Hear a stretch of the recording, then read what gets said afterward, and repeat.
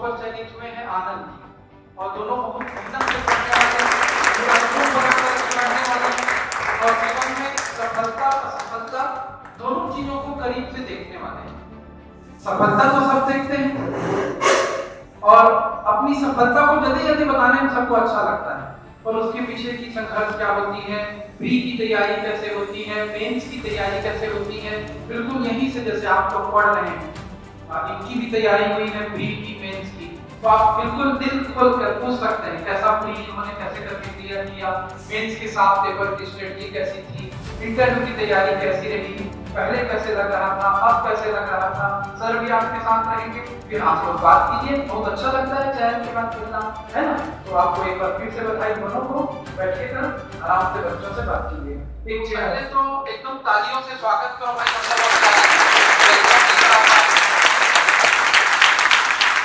और सर जो आंसर बताओ जो अभी आए हैं चयनित होकर के, वो थोड़ा आपको बताएंगे, फिर बात को आगे बढ़ाएंगे। बताना पहले शुरू करें। आवाज आएगी। Good evening all of you. मेरा नाम कमलेश कुमार है। अभी इस वर्ष परीक्षा मेरा 30 वर्ष गया है और डीएसपी के पद पर चयनित हुआ हूँ। तीसरा क्योंकि डीएसपी और डीसी के पद टॉप में आने पर ही मिलते हैं। मैं 2022 से तैयारी कर रहा था। ये मेरा थर्ड अटेम्प्ट था। फर्स्ट और सेकंड अटेम्प्ट में मेरा प्री क्लियर हो गया था और इस बार हुआ तो पोस्ट ही ले लिया। तो मतलब ऐसा भी होता है देखो कि व्यक्ति प्री नहीं करने पे परेशान होता है। कंटिन्यू मतलब मेंस की तैयारी कर रहे थे हम लोग साथ में। आनंद सर है मेरे ग्रुप पार्टनर है, साथ में ही कर रहे थे। पिछले बार इनका सिलेक्शन हुआ था जीएसटी इंस्पेक्टर से और एक ग्रुप है हम लोग का, साथ में ही अपन कंटिन्यू मेंस आंसर राइटिंग करते थे और प्री की भी प्रैक्टिस करते थे। जैसे प्री नहीं निकला मेरा 2 साल, तो हम लोग मेंस का ही करते थे साथ में कि प्री नहीं निकला कोई बात नहीं, एक बार तो निकलेगा कम से कम, जब निकलेगा तब अच्छा करेंगे करके, और आज हो गया फाइनली। और देखिए बहुत अच्छा लगता है, मैं आपको कल बोल भी रहा था है ना, जब चयन होता है फिर उसके बाद आते हैं मुलाकात करते हैं, उनके माइक में वालियों पढ़ाना ये तो ठीक था। तो आपको कुछ भी चर्चा करनी है संस्थान की तरफ से तो हम बधाई दे ही रहे हैं। और डीएसपी का पद अपने आप में क्या होता है, एक व्यक्ति के लिए जीवन की बहुत बड़ी उपलब्धि होती है, तो उनको ये उपलब्धि मिली। तो जब आप प्री में नहीं निकल पा रहे तब का अनुभव और अभी का फिर चयन के बाद का अनुभव तो सब अच्छा है। पढ़ाई का आपका तरीका क्या क्या रहा, तैयारी आपने कैसे कैसे की, प्री कैसे पढ़ा, मेंस के साथ पेपर की तैयारी कैसे की, सब थोड़ा थोड़ा बच्चों के एकदम संक्षिप्त में बताइए। तो उसको एकदम अच्छे से करना है, बाकी जो क्लास में बताया जाता है उसको तो करना ही है, और जो मोस्ट इम्पोर्टेंट टॉपिक्स हैं जो प्रीवियस ईयर क्वेश्चन एनालिसिस से पता चलेगा उसको अच्छे से कर लेना है, और बाकी सभी चीज़ों को ऊपर से अच्छे से पढ़ के जाना है। इससे एक आइडिया हो जाएगा कि अब प्री निकल सकता है। तो वही था मेरा प्री का स्ट्रेटजी। अच्छा दूसरा क्या है, ये मुख्य रूप से ना मेंस की क्लास है। हाँ। तो मेंस में पेपर वाइज बता दीजिए, पेपर 1 के लिए क्या करें, 2 के लिए क्या करें, ऐसा सब बता दीजिए। पेपर 1 बहुत स्कोरिंग सब्जेक्ट है, तो पेपर 1 को कंटिन्यू साल भर पढ़ना चाहिए। और क्या पढ़ रहे हैं आप? हाँ तिवारी सर बता ही देंगे पेपर 1 का, इसके बारे में ज़्यादा नहीं होगा। और पेपर 2 भी जो हमारे 7 सब्जेक्ट्स हैं उसके समझ से पेपर 2 बन जाता है।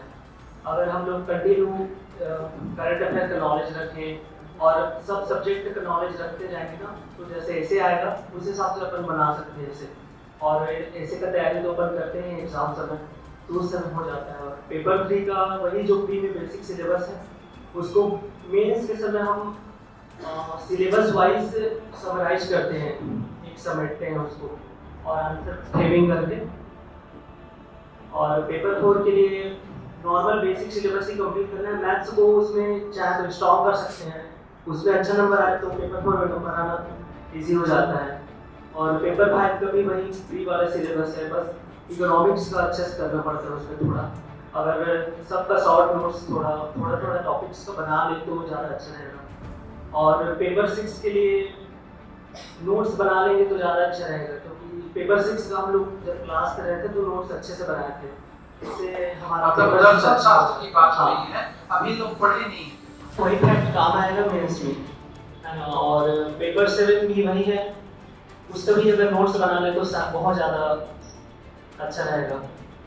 बाकी तो यही रहा मेरा स्ट्रेटजी, और आनंद सर हैं, हम लोग साथ में यही तैयारी की है और मेरे मार्गदर्शक भी हैं, साथ में पार्टनर भी हैं। तो बाकी मेरा जीएसटी इंस्पेक्टर पद पर चयन हुआ था और हम लोग पिछले 3 साल से मतलब साथ में तैयारी करते हैं। और हमारे ग्रुप में 5 दोस्त हैं, मतलब रीजनेबल एक सीरियस पढ़ाई करने वाले, उसमें से अभी 3 लोग सिलेक्ट हो चुके हैं और बाकी 2 लोग हैं, उसमें से एक का मेरा लग रहा है कि डिप्टी कलेक्टर अगले साल बन जाएगा। मतलब एक अच्छे ग्रुप रहे तो मतलब सारे जितने भी वो है ना ग्रुप मेंबर्स, वो लोग धीरे धीरे कहीं कहीं सेटल हो जाते हैं और ये अच्छे पोस्ट में सेटल हो गया। तो ये है। और जैसे बता रहा था कि मतलब प्री के लिए प्रीवियस ईयर क्वेश्चन पेपर और टेस्ट सीरीज, और उसमें भी सबसे ज्यादा इंपॉर्टेंट है छत्तीसगढ़ वाले पोर्शन को स्ट्रॉन्ग रखना है। और मेंस में जैसे क्लास में मैं हमेशा से मतलब यहीं से पटेल से ही किया हूँ प्रीलिम्स मेंस, और कुछ जगहों से और टेस्ट वगैरह की तैयारी की हूँ। तो 12वीं तक जो भी हिंदी पढ़े रहते हैं उसके बाद जो हम एग्जाम के लिए जो तिवारी सर पढ़ाते हैं बाद में वही मतलब लगता है कि आज हिंदी पढ़े हैं करके। तो मतलब उनसे पढ़ने के बाद मतलब ऑटोमेटिक स्कोर हो जाता है पेपर 1 में।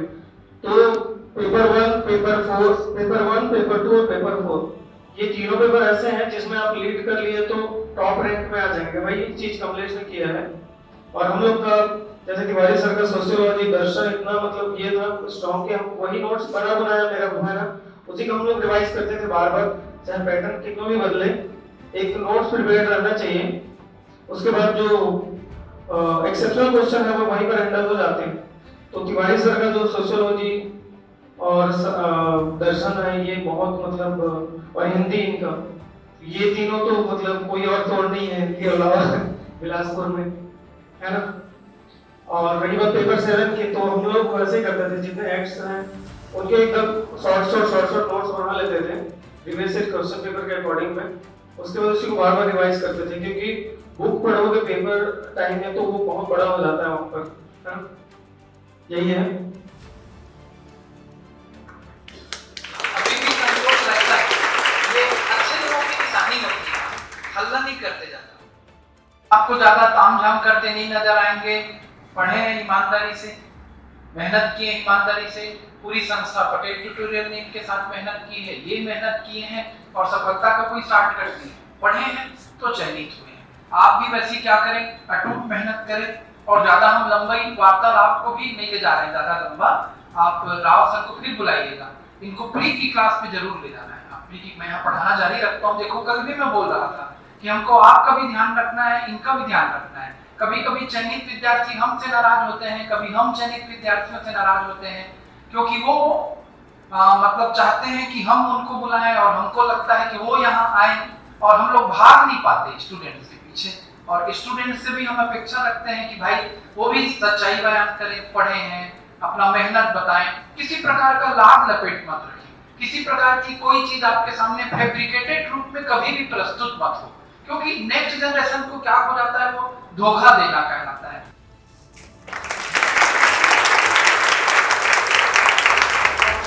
खुश रहो, प्रसन्न रहो। आपको फिर से एक बार बताइए और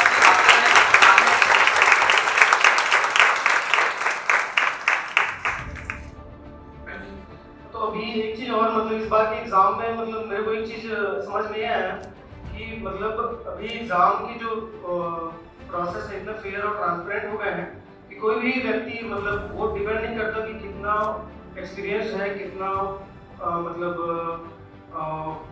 कितने साल से पढ़ रहा है, क्या है नया है। मतलब जो सही डायरेक्शन में प्रॉपर मेहनत किया वो मतलब ये तो कहीं पे भी कोई भी रैंक हासिल कर सकता है। मतलब अभी का रिजल्ट ऐसा रहा कि मतलब 20-20 से कहीं भी कोई भी टॉप कर रहा है ना। तो प्रॉपर मेहनत रहे और सही डायरेक्शन रहे तो आप भी मतलब यहाँ पर आके ऐसे गिफ्ट्स ले सकते हैं सर से।